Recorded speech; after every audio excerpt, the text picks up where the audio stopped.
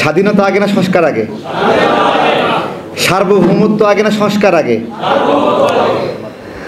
গত কয়েকদিন যাবৎ আমাদের সেনাবাহিনীকে ভারতের দালাল বানানোর চেষ্টা করা হয়েছে, অথচ এই সেনাবাহিনীতে হিন্দুদের সংখ্যা খুবই কম, মানে খুবই কম, নাই বললেই চলে। এবং সেনাবাহিনীর সদস্যরা নিয়মিত নামাজ পড়ে।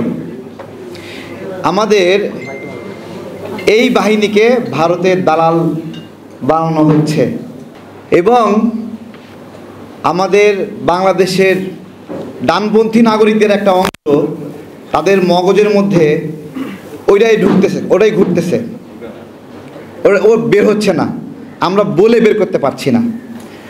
তারা এনায়েতুল্লাহ আব্বাসী হুজুরদেরকে ইমাম মানা বাদ দিয়ে অমুসলিম কাউকে ইমাম মানা শুরু করে দিয়েছে।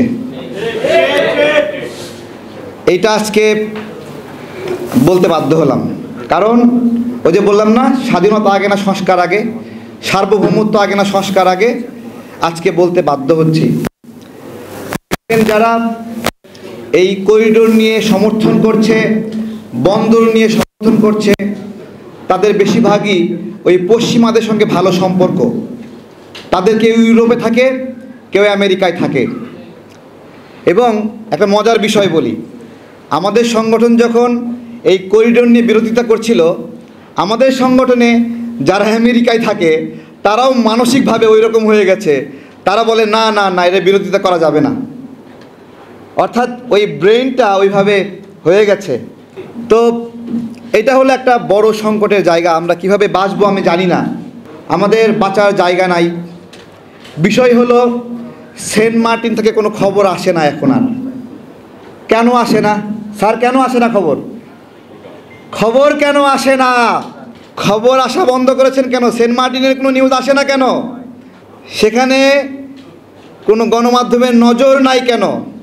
কি প্ল্যান করছেন, কি ভাবছেন, আমাদের জিজ্ঞাসা। শুধু তাই না, এই যে করিডোর নিয়ে যে আলোচনা হলো, ঠিক এই অঞ্চলে এখন এই মুহূর্তে কি হচ্ছে এই বিষয়ের কোনো নিউজও আসে না। আসে নাকি কোনো নিউজ? আরও দেখেন, আমাদের এখানে যখন 2-4 হাজার করে রোহিঙ্গা ঢুকতো, তখন নিউজ হইতো যে আজকে 10,000 ঢুকেছে, আজকে 12,000 ঢুকেছে।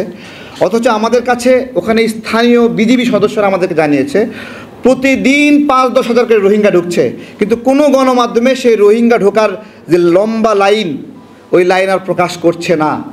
আজকে গণমাধ্যমের ভাইরা আছেন, মত প্রকাশের, সংবাদ প্রকাশের জন্য যে সীমাবদ্ধতা একে দেওয়া হয়েছে, এটা বিগত যে কোনো সময়ের চেয়ে ভয়ঙ্কর অবস্থা বিরাজ করছে।